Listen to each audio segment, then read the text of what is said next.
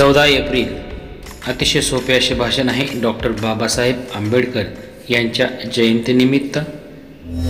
चला तर मग पाहूयात। सन्माननीय गुरुजन, उपस्थित पाहुणे आणि माझ्या प्रिय मित्रांनो, आज 14 एप्रिल भारतीय संविधानाचे शिल्पकार आणि महान समाजसुधारक डॉक्टर बाबासाहेब आंबेडकर यांची जयंती आहे। हा दिवस संपूर्ण भारतात उत्साहाने साजरा केला जातो।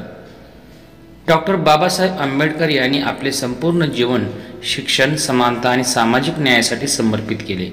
त्यांनी अस्पृश्यता, अन्याय आणि विषमतेविरुद्ध लढा दिला। ते नेहमी म्हणायचे, शिका, संघटित व्हा आणि संघर्ष करा।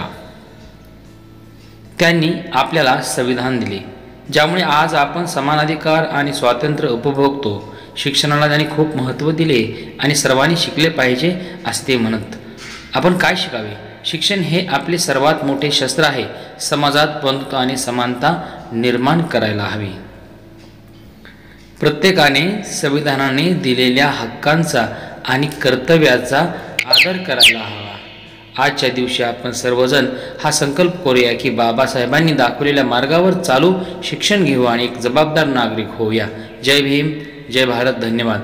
जाता जाता एवढेच म्हणेन, न्यायाचा दीप जळू दे, न्यायाचा दीप जळू दे, समानतेचा मार्ग खुला होऊ दे, संविधानाच्या या छायेखाली भारत अजून उजळू दे। व्हिडिओ लाईक आणि सबस्क्राईब करायला विसरू नका।